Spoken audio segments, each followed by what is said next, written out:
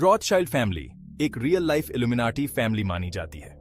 इसके बारे में कहा जाता है कि ये फैमिली चाहे तो एक झटके में वर्ल्ड बैंक को खरीद सकती है। यही नहीं, 18th सेंचुरी के बाद से हुई वर्ल्ड की मोस्ट वॉर्स में कहीं ना कहीं बैक एंड पर इसी फैमिली का हाथ बताया जाता है। रॉथशाइल्ड फैमिली, जिसकी शुरुआत 1760 में मेयर एम्शल रॉथशाइल्ड ने अपने बैंकिंग बिजनेस से की थी, आज वर्ल्ड के लगभग हर सेक्टर में इनकी प्रेजेंस है। $20 ट्रिलियन की नेटवर्थ होने के बाद भी इस फैमिली के किसी भी मेंबर का नाम आपने मुश्किल से ही सुना होगा। दोस्तों, ये फैमिली एक जूइश फैमिली है और जब इनके एक मेंबर लुइस नथानियल डे रॉथशाइल्ड को 1938 में नाज़ीज ने पकड़ा था, तब इन्होंने $364 मिलियन यानी लगभग 3000 करोड़ की अब तक की सबसे बड़ी फिरौती देकर उनको छुड़वाया था।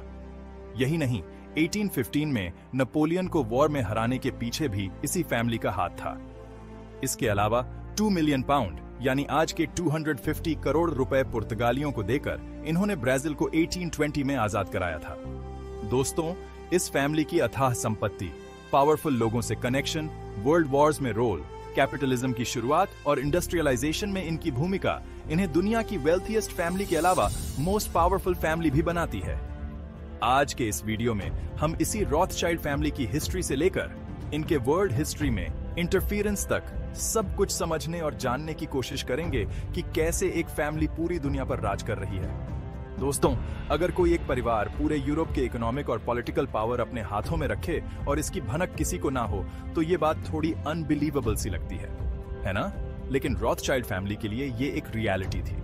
रॉथशाइल्ड फैमिली सारे यूरोपियन बैंकिंग डायनेस्टीज में सबसे फेमस थी, जिसने लगभग 200 सालों तक यूरोप के इकोनॉमिक और इनडायरेक्टली पॉलिटिकल हिस्ट्री पर बड़ा इन्फ्लुएंस रखा।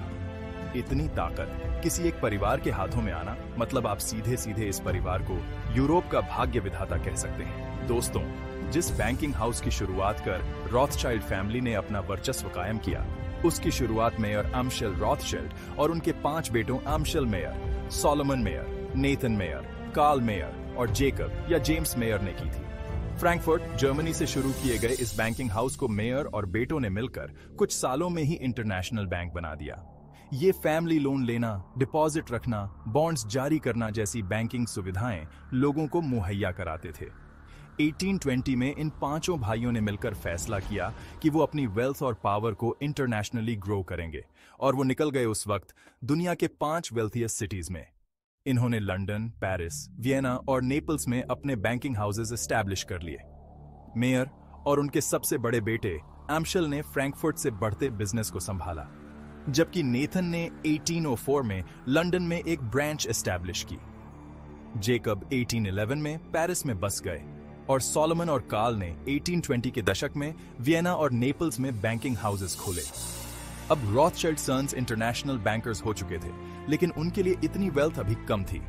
वो अपनी पोटेंशियल जानते थे कि वो और कितना हासिल कर सकते हैं, जिस वजह से उन्होंने बैंकिंग और फाइनेंस के अलावा बिजनेस, माइनिंग, एनर्जी और रियल एस्टेट सेक्टर में इन्वेस्ट किया। उनकी फोरसाइट की वजह से आने वाले कुछ ही सालों में रॉथशाइल्ड फैमिली दुनिया की वेल्थिएस्ट फैमिलीज की लिस्ट में शामिल हो गई। लेकिन आज भी अगर उस फैमिली के बारे में बात होती है तो सिर्फ इसलिए क्योंकि बहुत से हिस्टोरिक इवेंट में ये फैमिली डायरेक्टली या इनडायरेक्टली इन्वॉल्व रही है।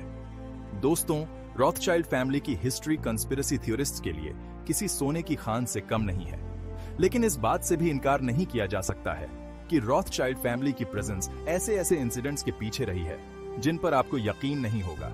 जैसा कि हमने ये पहले समझ लिया है कि कैसे रॉथशाइल्ड फैमिली ने अपने बैंकिंग हाउस को जर्मनी के अलावा दुनिया के 5 बड़े शहरों में एस्टैब्लिश किया। लेकिन ये सिर्फ बैंकिंग हाउस नहीं थे, बल्कि दुनिया के पहले बैंकिंग सिस्टम्स भी थे। कहीं ना कहीं कैपिटलिज्म की शुरुआत के लिए रॉथशाइल्ड फैमिली को ही क्रेडिट जाता है। इन्होंने फाइनेंशियल ट्रांजैक्शंस और बैंकिंग सेक्टर में जो काम किया, वहीं आज के आर्थिक ढांचे की नींव समझी जाती है। सबसे पहले इन्होंने ही इन्वेस्टमेंट के कॉन्सेप्ट को आजमाया था। ये दुनिया के पहले लोग थे जिन्होंने बैंक से पैसा निकालकर उसे कॉलोनीज के गवर्नमेंट प्रोजेक्ट्स में लगाया था, जिससे उन्हें काफी फायदा हुआ। और आज पूरी दुनिया के बैंक्स उसी मॉडल का इस्तेमाल करती है, मतलब इन्वेस्टमेंट के बदले बेहतर रिटर्न। लेकिन रॉथशाइल्ड फैमिली के इन्वेस्ट करना, लोन देना और एक जगह से दूसरी जगह भेजना काफी मुश्किल था। ऐसे में इंटरनेशनल बैंकिंग तो आप भूल ही जाइए। ऐसे समय में रॉथशाइल्ड के इंटरनेशनल ब्रांचेस कारगर साबित हुए और उनके लिए प्लस पॉइंट ये था कि ऐसा करने वाले वो पहले बैंकर्स थे। उनके पास एक बहुत ही मजबूत और advanced intra bank communication system था।